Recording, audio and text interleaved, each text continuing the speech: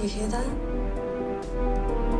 It's her, Wonder Woman, one of the greatest movies of the DC cinematic universe of all time. Wonder Woman! Breaking records and becoming the biggest grossing live-action film directed by a woman, both domestic and worldwide.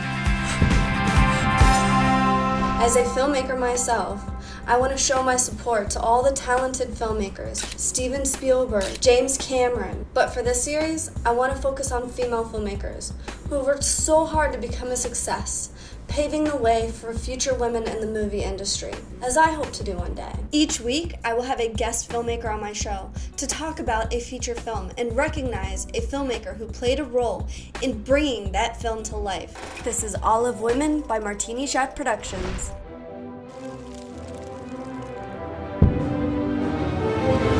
Hello everyone, my name is Morgan Martini. I will bring on my first guest next week. You guys are gonna love her, she's amazing. Her name, now it's Jamie Randall because she just got married. Love you, girl! This week, I'm recognizing the oh-so-talented Patty Jenkins, director of Wonder Woman. By the way, big DC Universe fan over here. Hey, Puddin'! Harley Quinn, nice to meet ya. I love the animated Harley Quinn, but I had to represent my girl, Margot Robbie. Love your perfume. What's that, the stench of death? First, we're going to talk a little bit about Patty's background and how her career began. Patty was originally a painter for the Cooper Union in New York City. Her journey as a filmmaker began when she started working for commercials and music videos as an AC. She went to AFI in Los Angeles, and after graduating, was inspired to write and direct her first feature film, Monster. If you guys haven't seen this movie, you seriously need to check it out.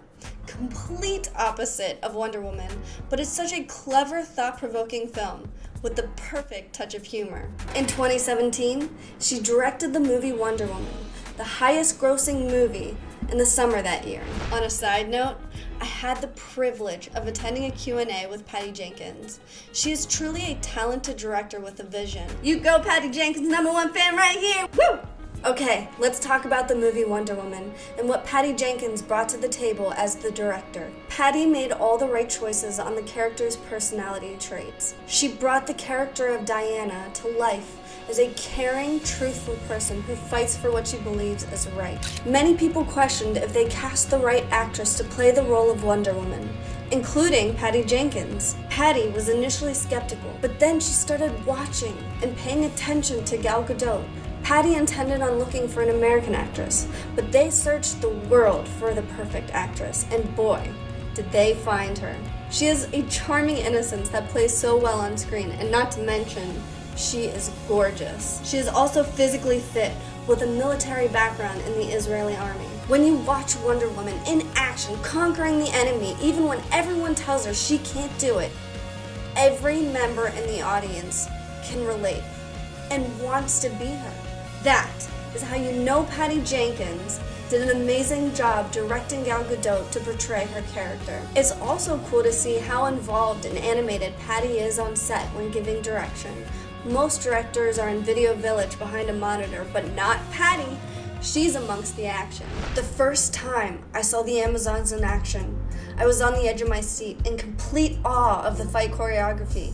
The way they flipped off horses and powerfully jumped in the air. The technique of fighting is a unique blend of power and elegance, which added a visually stunning quality. As for Wonder Woman's action sequences, the first time she stepped onto the battlefield into no man's land, she transformed from this naive girl to this total badass. You can see the strength grow within her to defend what she believes is right. My personal favorite is Wonder Woman's fight scene in the Village of Belt. Between the choreography, speed changes, and music, it made an epic action sequence. In addition to the phenomenal action, Patty came up with some outstanding comedic relief. Diana's innocence was a great contribution to the comedy, which was definitely played up. She knows nothing about the male sex, or anything about the human race for that matter. You know nothing, Diana Prince. She has been living in a bubble on an island called the Mascara, with Amazon women. Steve is very charming and there is great chemistry between the two, but Diana does not always pick up on his charm because she is so naive. For instance, she asks Steve if he is a typical example of the male sex, and he responds, he's above average. It completely goes over her head. She really has no clue what he's talking about.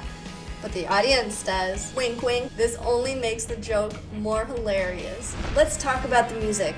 The Wonder Woman theme song debuted in the movie Batman vs. Superman. Patty told a small group of journalists that the music has its own journey, and goes on to explain that you can't just sprinkle this theme music throughout the movie.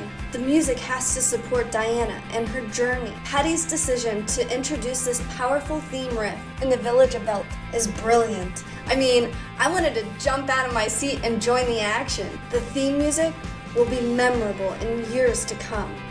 So, there you have it. I think we can conclude that Patty Jenkins is not only an outstanding female filmmaker, but she is a true inspiration. We all know who the real Wonder Woman is. Thanks so much for watching. I really hope you enjoyed this episode and learned something new. Be sure to check out my website at morgantmartini.wixsite.com/Martini Shot. Please let me know your thoughts in the comments below. Until next time, this is Morgan Martini, signing off.